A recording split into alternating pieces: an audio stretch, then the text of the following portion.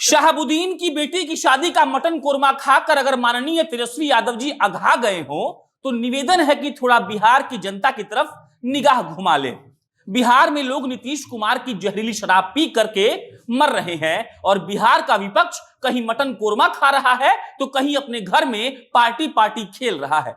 तेजस्वी यादव जहां अपने पारिवारिक रिश्ता को संभालने में व्यस्त है तो वहीं बिहार में नए नए उदय हुई कांग्रेस के नेता कन्हैया कुमार गायब हो गए हैं। नरेंद्र मोदी को सत्ता से उखाड़ कर फेंक देने का दम भरने वाले कन्हैया कुमार बिहार में नीतीश कुमार पर एक शब्द नहीं बोल पा रहे हैं। बिहार की जनता के लिए तीसरा ऑप्शन बनने का ख्वाब देखने वाले चिराग पासवान नरेंद्र मोदी और भारतीय जनता पार्टी की चाटुकारिता में व्यस्त हैं और ये सभी लोग जिस दिन चुनाव आएगा उस रोज जनता के सामने ऐसा मुंह लेकर के जाएंगे जैसे अब इनके बाद कोई बिहार को बचा नहीं सकता है। जहां बिहार में शराबबंदी के नाम पर माफिया की पैरेलल इकोनॉमी बनाई जा रही है, जहां एक महीने के अंदर 50 से ज्यादा मौतें जहरीली शराब पीने की वजह से हो रही हैं, जहां गरीब परिवार के पास खाना खाने के लिए नहीं है लेकिन वहां तक शराब पहुंच रही है, उस बिहार में विपक्ष मौन है।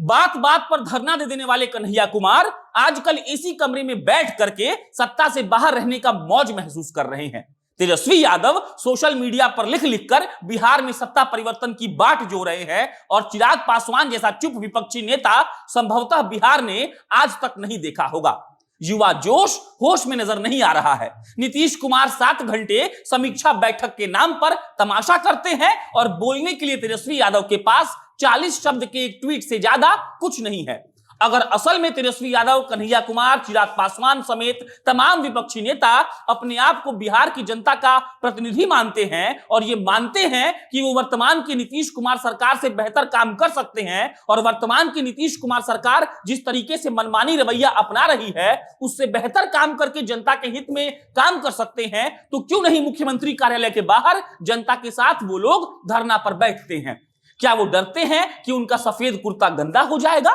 या चिराग पासवान और कन्हैया कुमार डर रहे हैं कि नीतीश कुमार के साथ उनके निजी संबंध खराब हो जाएंगे? नहीं तो अगर सच में वो जनहित की बात करना चाहते हैं, अगर उनको लगता है कि शराबबंदी बिहार की आम जनता के लिए अभिशाप है जिससे रोज लोग मर रहे हैं, सरकारी लोग भ्रष्टाचार कर रहे हैं, बिहार के युवाओं के लिए सरकार कोई काम नहीं कर रही है, बेरोजगारी अपनी चरम सीमा पर है, भुखमरी बिहार के गांव में पसरी है, बाढ़ से बिहार त्रस्त है, तो नीतीश कुमार के 16 साल के कुशासन का रोना रोने वाले बिहार के युवा नेता लोग बताएंगे कि वो इस कुशासन के खिलाफ कब कब धरने पर बैठे, कब कब जनता के बीच जाकर एक रैली निकाली जो सत्ता परिवर्तन की लहर बन रही हो, कब उन्होंने उन शराब पीकर मरने वाले लोगों के बर्बाद हो चुके परिवारों से मिलने की कोशिश की। मोहम्मदपुर, देवरिया, रुदौली समेत बिहार के सैकड़ों गांव में कौन से इन माइकबाज और सोशल मीडिया पर रेवोल्यूशन लाने वाले नेताओं ने जाकर उन परिवारों से मिलने की कोशिश की? कभी नवादा, कभी पश्चिमी चंपारण, कभी मुजफ्फरपुर, कभी सिवान, कभी रोहतास,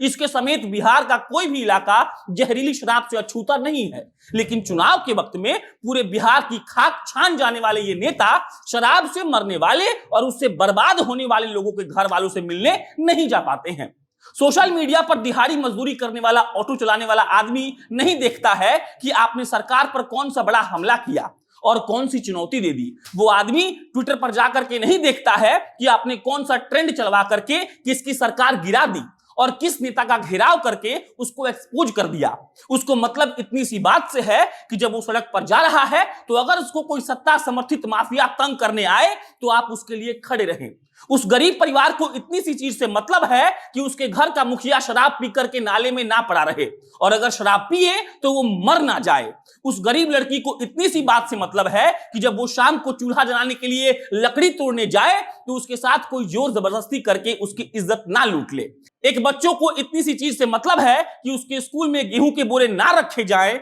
उसके पढ़ने के कमरों में भैंसे ना बांधी जाए और उसके मास्टर जी घर पर आराम ना करे। और सोशल मीडिया पर रेवोल्यूशन लाने से अगर फुर्सत मिल जाए तो एक बार अपने दिमाग पर जोर डालिएगा बिहार के नए नेताओं कि आपने बिहार को बदलने के लिए और इन हालातों को बदलने के लिए आखिरी बार कब जमीन पर जाकर आवाज उठाई थी, जो आम जनता सुन सके और ये जान सके कि सत्ता के दंश और मनमर्जी के माहौल में कोई है जो उनके हक की बात कर रहा है। गोडसे और गांधी पर भारतीय जनता पार्टी के नेताओं को चित कर देने वाले कन्हैया कुमार यहां शराब से मरने वाले लोगों पर एक शब्द नहीं बोल पाते हैं। जेएनयू में काल्पनिक आजादी मांगने वाले कन्हैया कुमार बिहार की धरती पर लोगों के लिए गरीबी, भुखमरी और कुशासन से आजादी नहीं मांग पाते। ढपली बजा करके जेएनयू कैंपस के एलीट छात्र छात्राओं के नेता बन जाने वाले कन्हैया कुमार बिहार की तीसरी फेल ऑटो चालक की आवाज बनने की कोशिश क्यों नहीं करते हैं? गरीबों के मसीहा और चारा घोटाले के मुख्य जिम्मेदार लालू यादव की विरासत संभालने वाले तेजस्वी यादव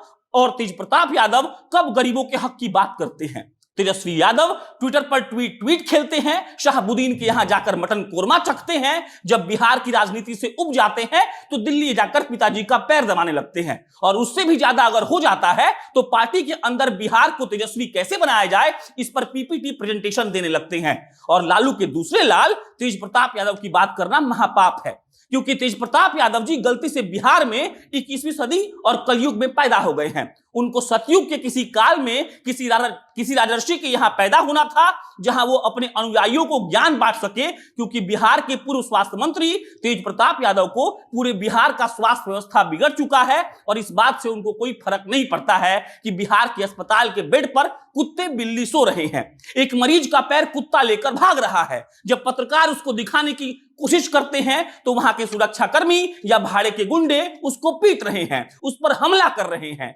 जहां भूख से मरने वालों की कोई कमी नहीं है, जहां बिहार के गांव में अगर बुखार फैलता है तो उससे बीमार लोगों की लाइनें अस्पताल में इस कदर लगती है जैसे वो मुफ्त के राशन की लाइनें हैं, और गरीब वहां लाल टपकाते पहुंच गए हों। बिहार के पूर्व यशस्वी स्वास्थ्य मंत्री तेज प्रताप यादव को इन चीजों से फर्क नहीं पड़ता है। उनके लिए मुझे यह कहने की जरूरत नहीं है कि रोम जल रहा था और नीरो चैन की बांसुरी बजा रहा था। मैं तो कहता हूं इस मुहावरे का नव निर्माण करके ही लिख दिया जाना चाहिए कि बिहार मर रहा था और पूर्व स्वास्थ्य मंत्री तेज प्रताप यादव चैन की बांसुरी बजा रहे थे। जिस स्वास्थ्य मंत्री को अपने कार्यकाल के स्वर्णिम फैसलों की याद दिला करके आज के स्वास्थ्य मंत्री को घेरना था, वो व्यक्ति आखिरी बार कब जनता के मुद्दों पर बोला था, इसको याद करने के लिए किसी टाइम मशीन की जरूरत पड़ेगी। चिराग पासवान, जिनसे बिहार की जनता एक दूसरे तरीके की राजनीति की उम्मीद करती है और उम्मीद करती है कि वो आम आदमी और एक दबे कुचले वर्ग की आवाज बनेंगे, वो आज अपनी ही आवाज के लिए जगह तलाशने में जुटे हैं।